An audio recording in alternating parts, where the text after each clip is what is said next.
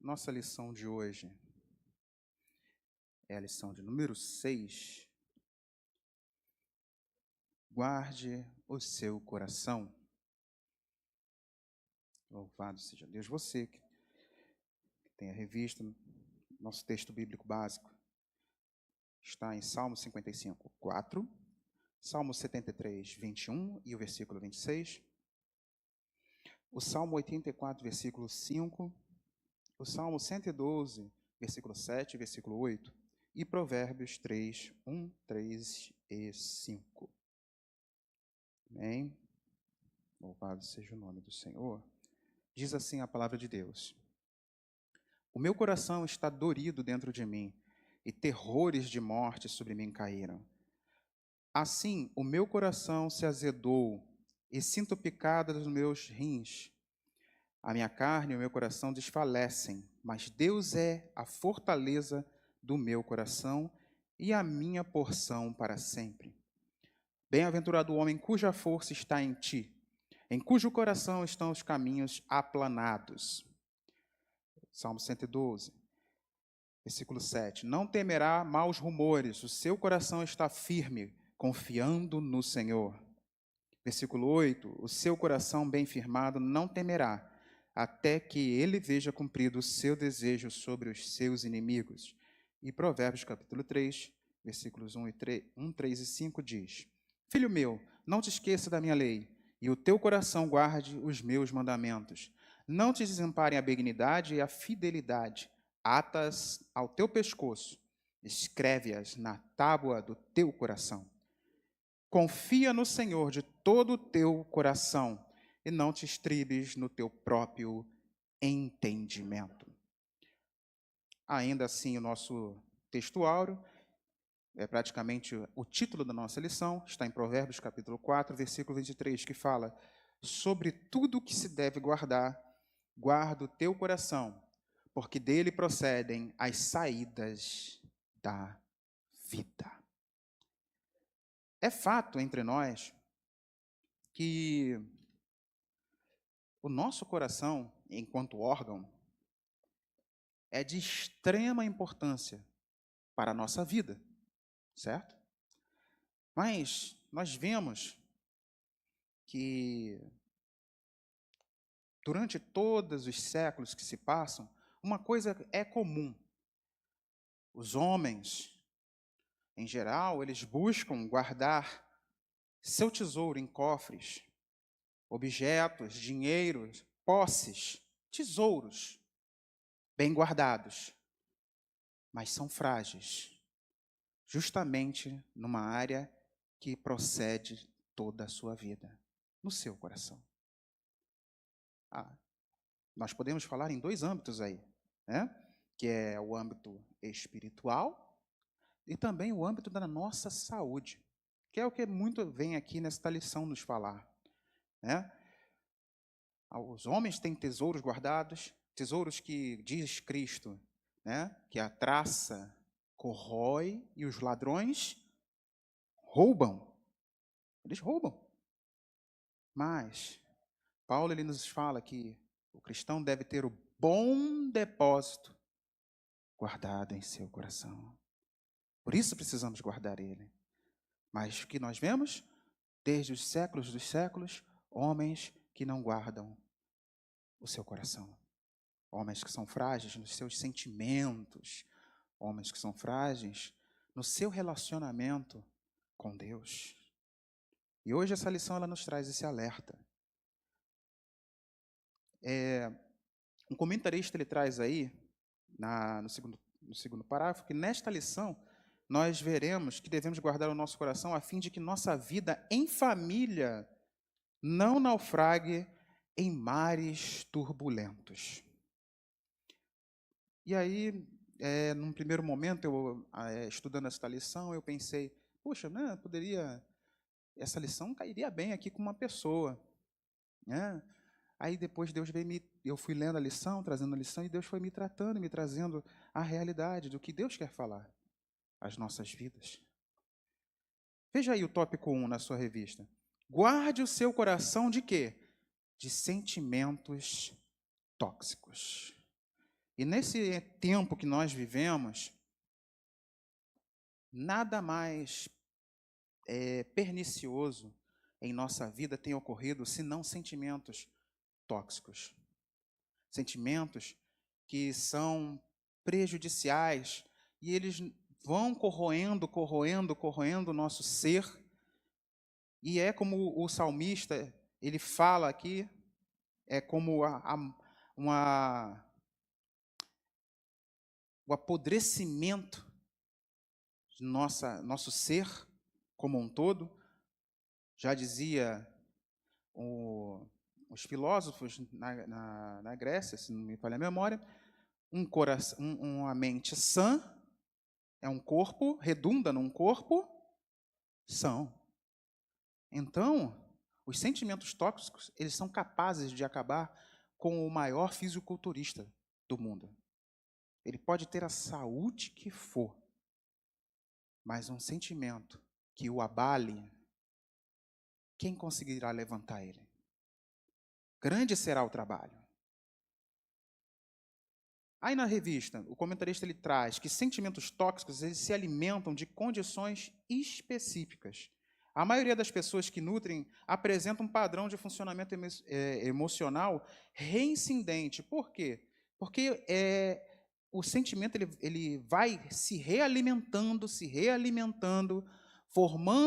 fortalecendo na mente da pessoa aquela coisa ruim e ela vai definhando. Nós vemos hoje que esse termo, como está aqui no segundo parágrafo, ele é muito usado em marketing, né? Fuja de pessoas tóxicas. Apegue-se a pessoas que são melhores que você. As pessoas que vão te fazer render mais, vender mais, alcançar mais, alçar grandes voos. Eu estou falando alguma mentira, alguma coisa errada? Não. É claro que pessoas melhores que você vão te fortalecer. Por quê? Porque elas não vão realimentar sentimentos tóxicos na sua vida. Elas não vão te trazer o mal que esse mundo já tem em si. Por exemplo, diz um ditado que diz-me com quem você anda, que eu direi quem você é. Imagina, vamos supor aqui, conjecturar, Ademar, ele me vê na rua, debruçado na janela da famosa câmera de séculos atrás, uma pessoa fofoqueira. O que ele vai pensar? Que eu estou fofocando. Já dei um exemplo aqui numa outra aula. Estou sentado com um líquido amarelo e um colarinho branco aqui em cima. Uma espuminha branca aqui, pouca espuma branca aqui. O que vai pensar que é? E aí, e se eu estivesse mesmo fazendo isso? Aquilo ali vai estar me alimentando toxicamente. Por quê? No exemplo do fofoqueiro, eu só vou pensar em fofoca. Eu só vou fazer aquele juízo maravilhoso da pessoa. E fulano, tu não sabe o que fez. É sempre assim, o chamariz é, tu não sabe o que fez. E aí, essas coisas vão resultar nesses sentimentos que nós vemos aqui, por exemplo. O tópico 1 aí. Tipos de sentimentos tóxicos. Aqui, é claro que o comentarista ele não quer exaurir, acabar com o assunto, porque existem muitos sentimentos. Mas ele tenta elencar aqui alguns que são os mais emblemáticos, que mais trazem problemas para a nossa vida. A seguir, tópico 1, ressentimento. A própria palavra já nos fala. Você sente, aí sente de novo e sente novamente, e aquilo não é uma coisa boa. Cada vez que você sente, você piora, você vai indo para baixo e é descendo. É aquilo que você sente vez após vez. Poxa, o pastor não olhou direito para mim. Eu dei a paz para ele, ele passou direto. Aí toda vez que eu olhar para o pastor, eu vou lembrar. É o que a gente chama, né, na psicologia de gatilho. Você vai ter aquele gatilho, você vai olhar para a pessoa, vai lembrar daquilo, e aí, meu filho, tu vai lembrar, tu vai dizer, não, eu não vou falar, eu não vou fazer, eu não vou para aquela igreja, porque o pastor não responde. Para que eu vou olhar? Para que eu vou? E daí para um pulo para você desviar, só mais um pouquinho.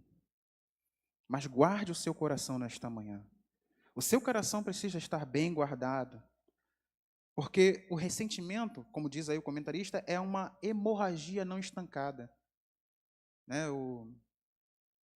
Por exemplo, pessoas que sofrem acidente, em alguns momentos, alguns casos, elas precisam de uma transfusão de sangue. Por quê? Porque teve um sangramento, uma hemorragia. E quando essa hemorragia estanca, a pessoa ela precisa repor aquela quantidade de sangue que perdeu.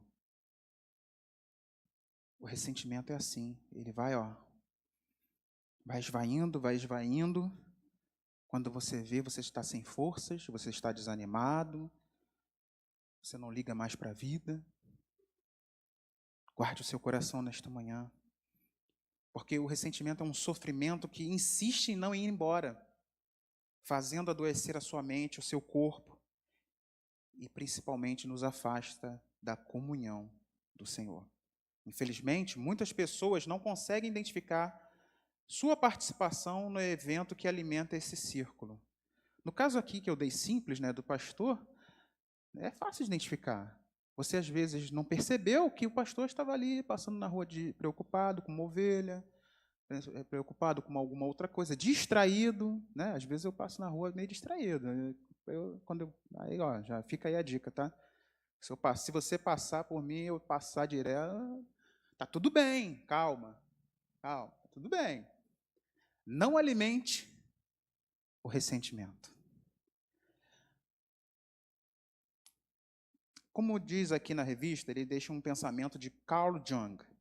Aquilo a que você resiste, persiste.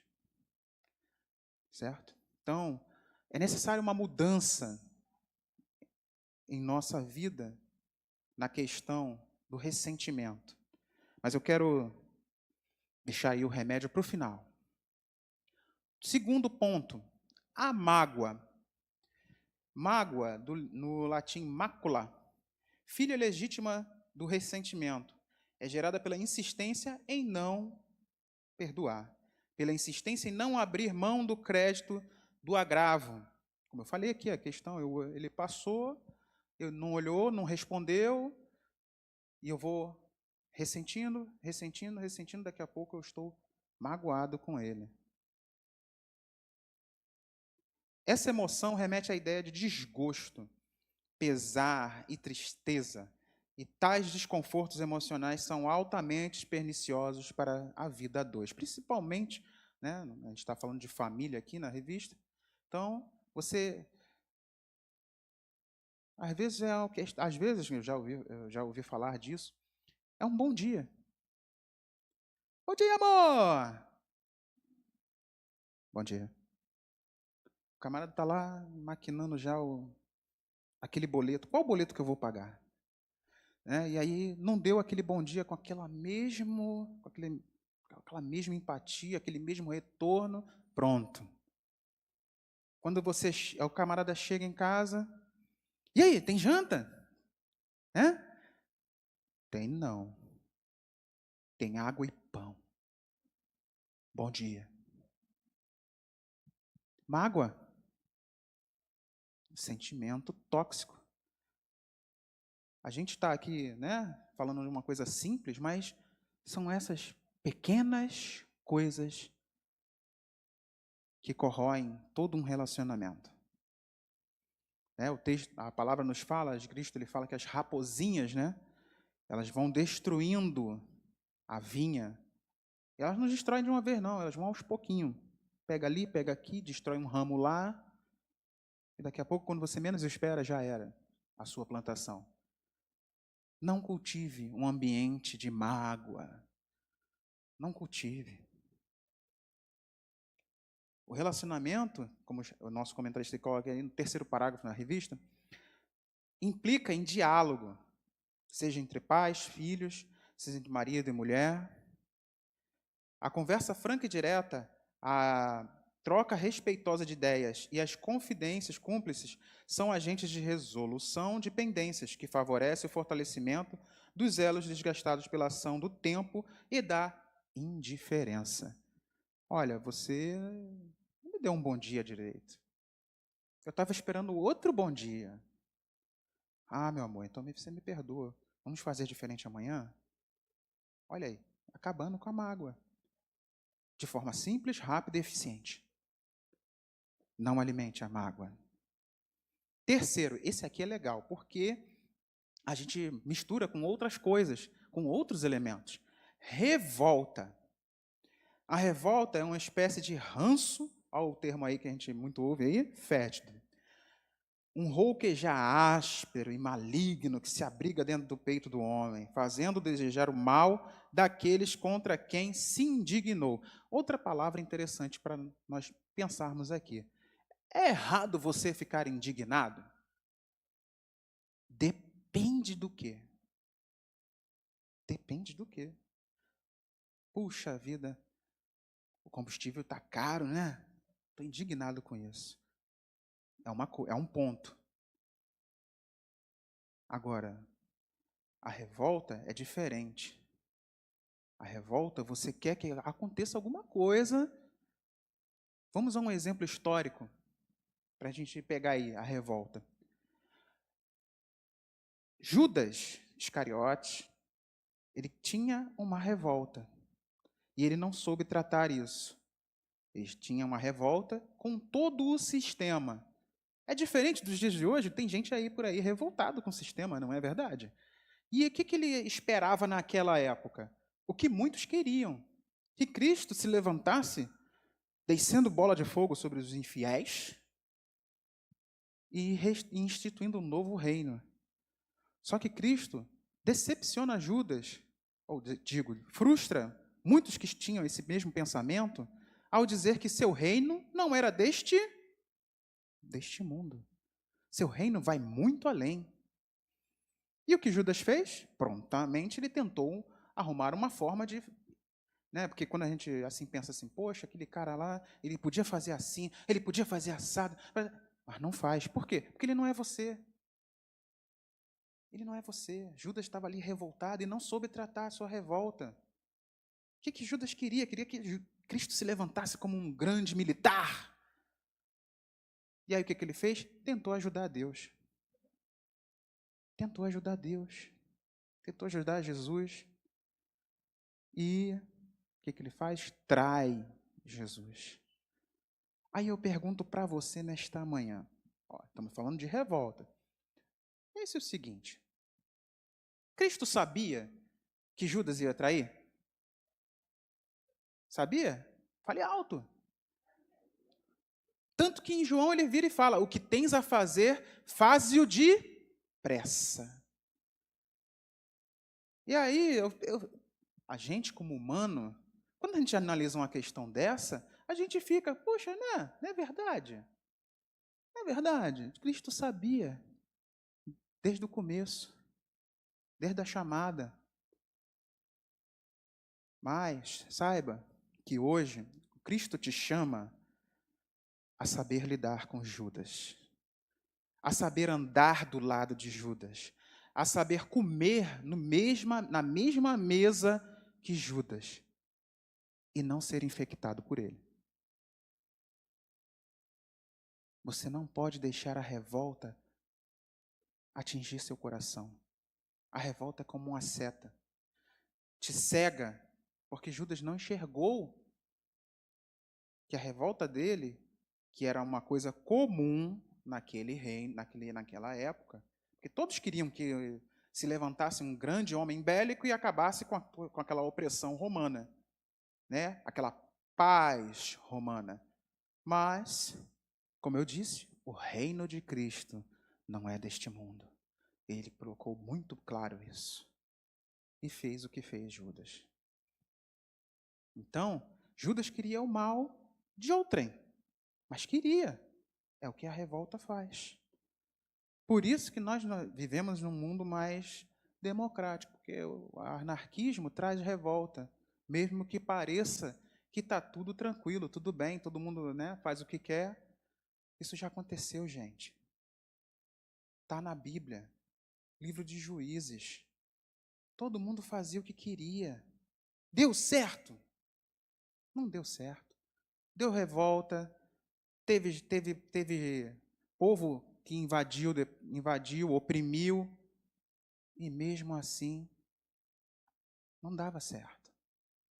O certo para nós era o que Samuel queria: a teocracia, um governo regido pelo Senhor. Mas o que o povo fez? Rejeitou. Voltando aí para a lição. Contra quem temos alimentado revoltas silentes? Contra seus pais? Contra seu irmão? Contra seu cônjuge? O que lhe tem provocado revolta? Peça ao Senhor para sondar o seu coração, para prová-lo, para conhecer as suas inquietações, para dirigi-lo a um caminho eterno. Porque a vontade do Senhor é boa, perfeita e agradável. Se nós alcançamos isso, nós estamos bem. Nós não vamos alimentar a revolta. Nosso comentarista ele traz aí, quem pode ferir mais duramente o nosso coração? Cristo fala que ele não veio, né, para trazer paz, ele veio para trazer espada. E ele ainda diz mais, vai se levantar irmão contra... Mas o que é isso? Você está dizendo isso? O que você tem visto hoje em dia? Gente próxima se levantando. Quem não se lembra da... é até difícil falar o nome dela. A Anne Richthofen, né? Ela planejou a morte dos pais. Né? Vê só. Induziu o irmão, né? Segundo diz, né? Que ela induziu o irmão, não sei o nível, a gente não pode julgar, né, o nível de participação do irmão, mas que ele foi influenciado também a participar do negócio. Pensaram em fazer um filme, sim. Tem um livro que comenta sobre esse caso. Isso, tem um livro. Eu não lembro o nome agora do livro. Tá?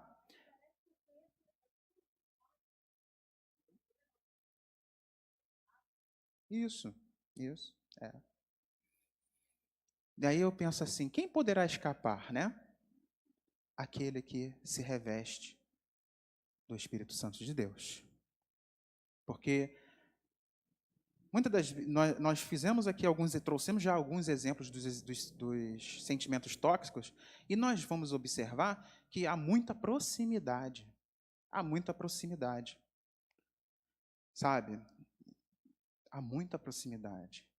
E se nós não nos cuidarmos, nós alimentamos esses sentimentos sem sentir. A gente não vê. Está aqui, ó. Mágoa, revolta e o ressentimento. A gente alimenta sem ver. A gente está aqui na comunhão e o nosso coração está ali, ó, já trabalhando. Né? Lembrando que, um parênteses aqui, em várias culturas trazia uma ideia desse centro, né, que é o coração. Nós falamos coração aqui entre nós porque nós temos, né, essa visão mais helenista, vamos falar assim, que falava que o coração, por ser o bombeador de sangue, né, é o centro. Mas nós sabemos que nós trabalhamos mesmo é a nossa mente. A nossa mente. Tem textos aqui na Bíblia que vai falar de rins, tem textos que vão falar de intestinos. Por quê? Por exemplo, a criança fez uma besteira em casa. Aí ouve a chave da porta abrindo. O que ela sente? Um frio na? Chegou a mamãe. E, joga no tapete, corre. Mas, entendeu? É porque na época, nós não tínhamos uma ciência avançada. Então, o que eles falavam? Eles falavam que cada tipo de sentimento, medo, ansiedade, etc., eram somatizados em algum tipo de órgão nosso. Tem texto que fala até de fígado, que a gente sente aquela área assim, né? Então, era tudo relacionado a algum órgão. Então, voltando aí para a lição, tópico 3, como livrar-se dos sentimentos tóxicos que se abrigam no coração? Grande questionamento. Deixo para nós a questão do perdão. E eu pergunto, perdão é esquecimento? Sabe por que eu estou perguntando? Porque quando eu falei aqui do ressentimento, o ressentimento ele vem com um gatilho. Você realimenta, realimenta. Então, o perdão, você não vai conseguir esquecer. Você vai olhar, sempre vai olhar para a pessoa e vai falar: aquela pessoa, aquele irmão, aquele padeiro, aquele patrão. Você vai ter aquele gatilho. Mas o perdão, ele vai além. Ele cura o gatilho. Com o perdão, você tem o gatilho ativado, e quando você perdoou, você respira fundo e entende que isso que aconteceu não pode ser mudado. Não pode ser mudado, já aconteceu, mas que você pode fazer diferente daqui para frente. E aí você não tem uma retroalimentação, você tem só a passagem daquela lembrança. É uma lembrança que vai vir e você não vai retroalimentar o ressentimento, a mágoa, a revolta. Você pode lembrar, mas você vai ver que a vida pode ser diferente quando você segue em frente. Porque o segredo desses 3 sentimentos tóxicos é isso. É que ele te prende num lugar só. Você fica preso naquele momento que você viveu. Você fica preso naquele erro que você cometeu. Se perdoe nesta manhã. Perdoe alguém esta manhã. Ah, mas não fui eu. Foi ele. O perdão, o pastor Evandro já falou uma vez, é quando a vingança, né? Quando você quer, você está lá naquele sentimento contra a pessoa, é como se você tomasse o veneno querendo que a pessoa morresse. Então, muitas das vezes, você é ferido, mas quando você perdoa, quem é curado é você. E aí a pessoa vem falar com você, já esperando que você dê aquela, né? Tem aquela reação explosiva. E não, você não faz assim. E de repente você alcança até a pessoa que te feriu. Creia nesta manhã. Tópico 2. Guarde o seu coração do egocentrismo. E aí, meu filho, como é que tem sido hoje, hein? A era das redes, a era da ditadura da beleza, né? E olha que o primeiro sentimento já é dentro dessa questão. 2:1 aí, narcisismo. Fala da lenda de Narciso. Um homem que era tão belo, diziam ser forjado por deuses. E quando ele olha na sua imagem no lago, ele se apaixona pela sua imagem e tenta alcançá-la. Uns dizem se jogando, outros dizem que ele tentou beijar a própria imagem na água, caiu e se afogou. E o narcisismo traz totalmente esse contexto para nós. Você se olha no espelho, espelho meu, né? Se acha tão belo, olha tanto para si, cuida tanto, que você é consumido por si mesmo. E não alcança aquela perfeição que você acha que já tem. A mesma coisa, o narcisismo pode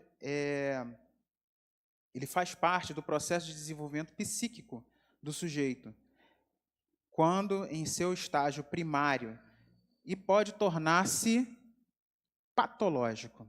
Por quê? Porque a pessoa se ama tanto que não consegue amar mais ninguém. Ele vive sendo uma ilha de uma pessoa só. E Cristo ele nos traz o remédio, quando ele é questionado sobre o maior mandamento. O segundo que ele fala é amar a si, ou amar aos outros como a si mesmo. Não é verdade? Então, o narcisista não sobrevive a este versículo, a este mandamento, porque ele só ama a si mesmo como a si mesmo. Segundo, o egoísmo.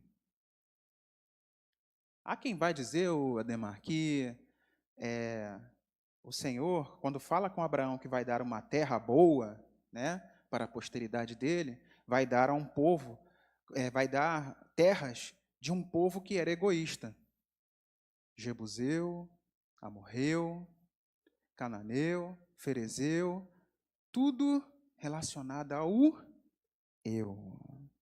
Eu sou o centro do universo, tudo é feito para mim, por mim e através de mim. Este é o egoísta. Ele não tem espaço para os outros. E o remédio para o egoísta? A parábola do bom samaritano, que nos fala de altruísmo. O que nós praticamos aqui? Quando nós ofertamos, quando nós doamos, quando nós dizimamos? O altruísmo. Eu deixo de querer só para mim e trago para alguém. Beneficio alguém, a vida de alguém. E olha que o egoísmo ele pode nos trazer a morte. Um exemplo, Ananias e Safira. Eles viram que o negócio estava rendendo, né? Venderam rápido a propriedade, e mesmo assim eles queriam alguma coisa para eles. E mentiram. O erro estava em eles venderem? Não, mas em querer mentir para o Espírito Santo. Deliberadamente mentir para o Espírito Santo. Terceiro sentimento, a ingratidão. Há um provérbio de autoria desconhecida que diz: a ingratidão é a mão esquerda do egoísmo. Por quê? Porque o egoísta, ele além de querer as coisas para si, mesmo que ele ganhe alguma coisa, ele não agradece. Ele não agradece. Nós temos uma passagem falando sobre 10 leprosos. Os 10 são curados. Quantos voltaram? Quantos? 1. Não estou dizendo aqui que 10% vai voltar, mas a tendência no nosso mundo hoje é isso. As pessoas não serem gratas. Não chegar e falar, poxa, muito obrigado. Isso é uma coisa que faz toda a diferença na nossa vida. Não alimenta ressentimento, mágoas, nem revoltas. Gratidão. E é uma coisa tão simples. Você ser grato. Quantos de nós não estamos gratos a Deus hoje? Pela vida. Pelo favor em nosso ser. Porque tem gente que não abre o olho. Não abriu o olho hoje. Não pôde levantar. Tem gente que está em hospital. E nós estamos aqui, ó. Você pode agradecer a Deus nesta manhã? Glória a Deus. E aí, antes de falar aí como se livrar-se do egocentrismo, eu quero passar uma mensagem de uma pessoa que vocês não devem conhecer muito. Já tem muita gente que fala sobre ela, eu também sigo ela. Nossa Joyce Meyer. Pode botar, por favor? Você absolutamente pode pensar seu caminho fora da escravidão e pensar o seu caminho para a liberdade se você aprender a pensar como Deus pensa. É impossível ter vitória e pensar como escravo. É impossível ser feliz e pensar com tristeza, com depressão. É impossível ser livre do pecado enquanto você pensa que está na escravidão do pecado. Esses sentimentos trazem escravidão sobre nossa vida. E aí o remédio para nós é ter a mente de Cristo. Quando você tem a mente de Cristo, como eu falei aqui, você não se preocupa com quantos Judas você vai andar do lado. Quando você tem a mente de Cristo, você está vacinado contra as astutas ciladas do maligno. Você tem uma mente sã. Você vai olhar com olhos bons, porque nós tivemos uma lição aí, muito bem lecionada pelo nosso professor, falando que, né, você precisa ter um bom olhar. Né, o olho, como é que fala, Dedé? Olho junto, né? Isso. Então, você tem um bom olhar. O seu olhar é de luz. E isso produz luz em sua vida. Por isso, para se vacinar contra estes sentimentos, tenha a mente de Cristo. E aí vamos falar, para a gente terminar, no tópico 3, eu considero uma coisa muito ruim, um perigo muito forte, que é o pecado obstinado. Aquele que é obstinado, ele já resolveu dentro do seu coração. Ele não está aberto a conselhos e nem a mudança de rota. Ele pode estar até vendo que essa rota vai levar ele para o buraco, mas o obstinado, ele não para, porque ele já decidiu o seu caminho. Mas há esperança nesta manhã, há esperança em Deus para o obstinado. E, infelizmente, né, ou felizmente, porque a Bíblia ela não esconde, ela não fica, não, isso aqui deu errado, né, então eu vou esconder. Porque no Egito, por exemplo, houve uma tentativa, se não me falha a memória, o meu consultor teológico me corrija depois, houve várias tentativas de esconder um milagre para nós, né, uma ação miraculosa de Deus que ocorreu no Egito, que foi o governo de José. Ah, que isso? Não, que isso? Então, hoje em dia é tão bem falado. Mas houve sim.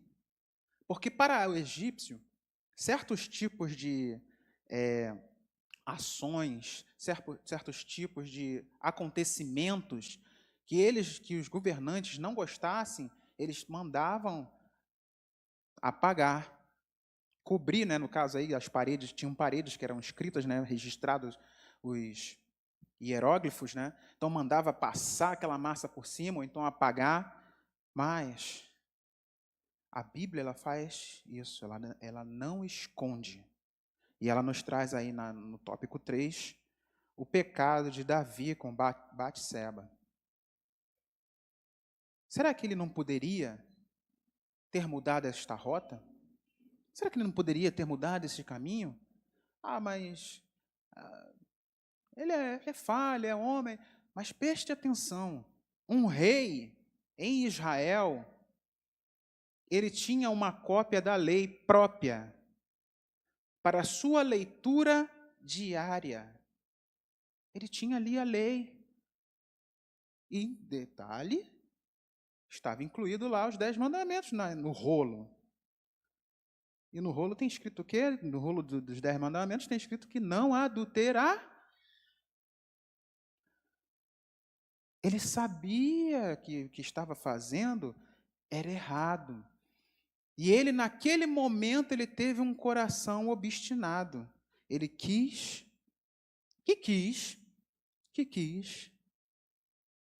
ter a mulher do seu próximo.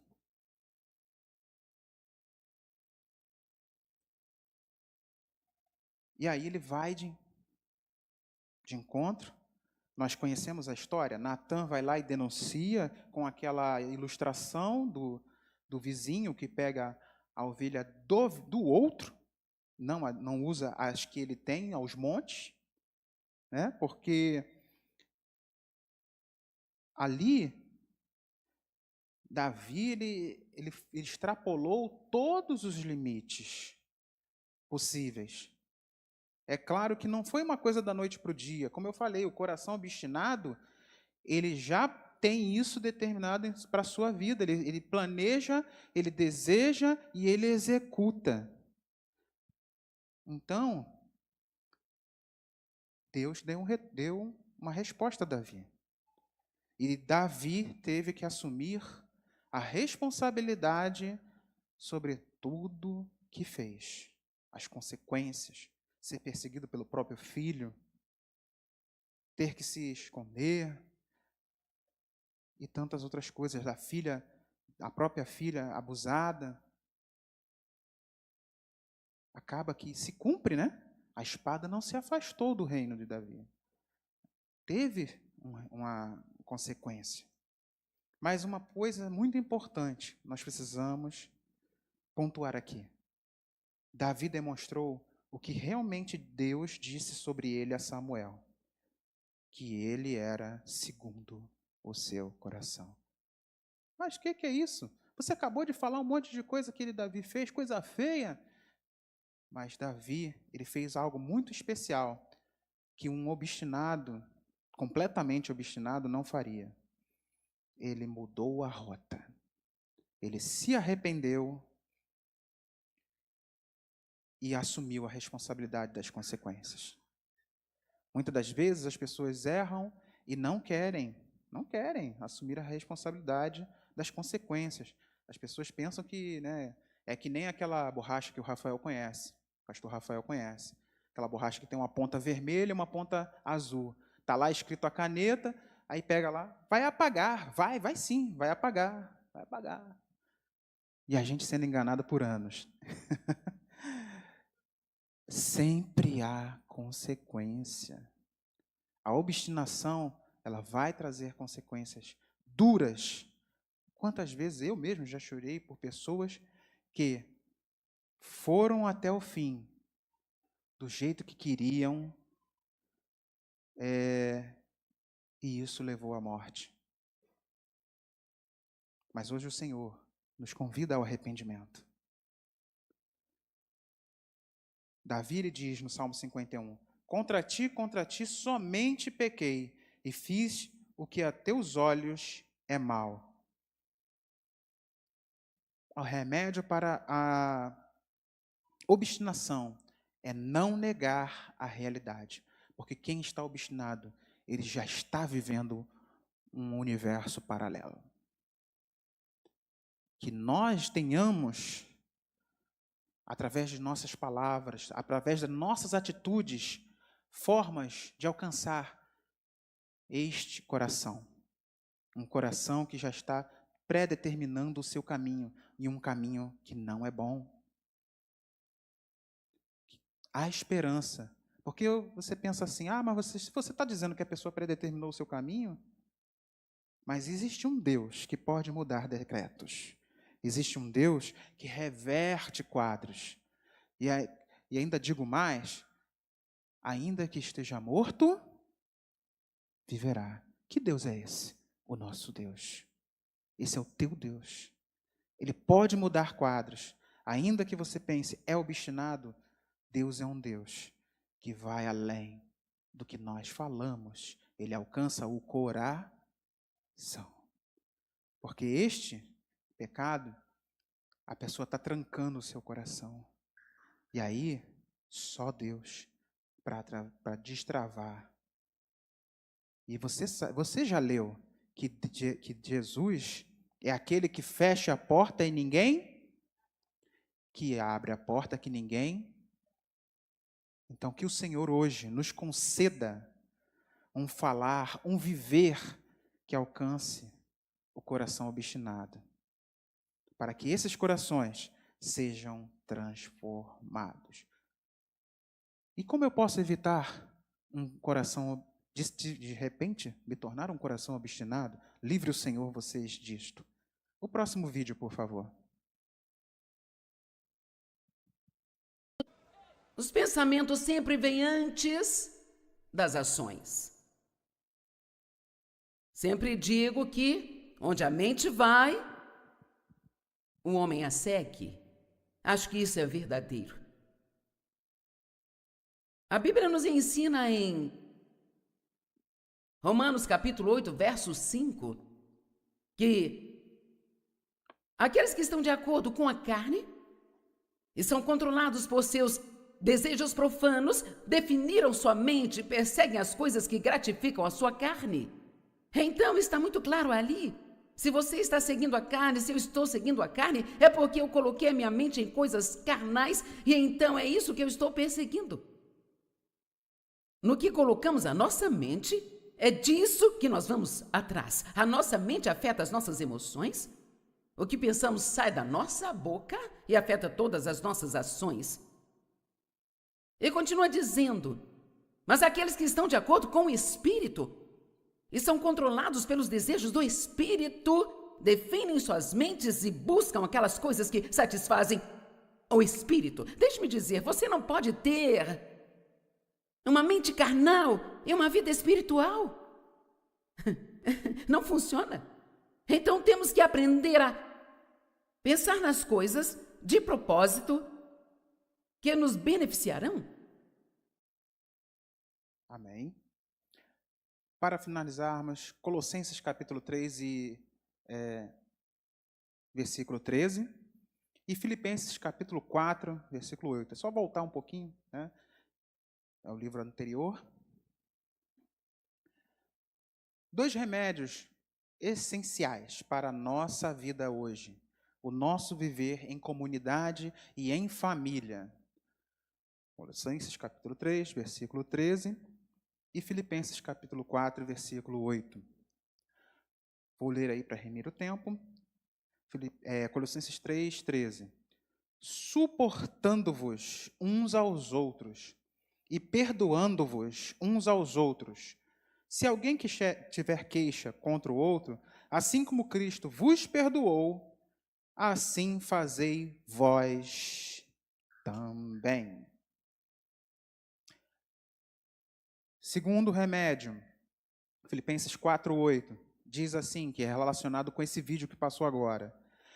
Quanto ao mais, irmãos, tudo que é verdadeiro, tudo que é honesto, tudo que é justo, tudo que é puro, tudo que é amável, tudo que é de boa fama, se há alguma virtude, se há algum louvor, nisso pensai. Ela fala que aquilo que o homem pensa, é o que vai conduzi-lo. E aí eu digo para você, se você tem sentido pensamentos de que você não é, passe a pensar que você é sacerdócio real do Senhor. Pedro fala assim. E você verá a sua autoestima crescer. Você é a coroa da criação. Tenha pensamentos e busque pensamentos, que ela fala aqui, que você tem que ter pensamentos de propósito. Se você propositalmente não pensar naquilo que te edifica, aquilo que te destrói vem a cavalo. Que é isso, irmão? Não, mentira. Você já é anjo? E se fosse, não estaria aqui. Nós somos carne. Nós somos pó e cinza. Nós somos imperfeitos. E o ditado diz: mente vazia, oficina de Satanás. Então há uma necessidade recorrente em nossa vida. Nós precisamos pensar nas coisas do alto. Se você é de Deus, pense nas coisas do alto. Não dê atenção aos sentimentos tóxicos. Não se deixe influenciar pelas coisas desta terra, porque a ditadura da beleza, a ditadura do ser, do ter, ao invés do ser, muito melhor é você ser, e principalmente ser cidadão dos céus. Que Deus nos abençoe nesta manhã, que Deus te conceda uma mente sã, uma mente saudável, um falar saudável, porque nós somos o sal da terra. E se o sal for insípido, com que se há de salgar? Com que nós vamos temperar a vida desses que estão sem sal? Narcisistas, egoístas, ingratos, todos esses. Por mais que nós fazemos cara feia para o jiló, ninguém dá gosto ao jiló. Mas todo mundo dá gosto ao chuchu. Não seja chuchu, seja jiló, por mais que seja amargo para algumas pessoas. Eu sei que tem umas mães aí que estão me olhando e falando assim, mas tem jeitinho aí para tirar aquele amargo, para diminuir o amargo. Eu sei. Quando minha esposa começou a fazer o gilózinho desse jeitinho, eu falei, nossa, eu já estava acostumado com amargo, mas agora que está menos amargo, está tudo bem. Glória a Deus. Que Deus vos abençoe, que os seus sentimentos estejam guardados no Senhor. Porque quando você coloca diante dele, quando tudo, diz o hino, perante o Senhor estiver e todo o seu ser ele controlar, aí você vai ver que o Senhor tem poder. Deus vos abençoe. Aplauda o Senhor.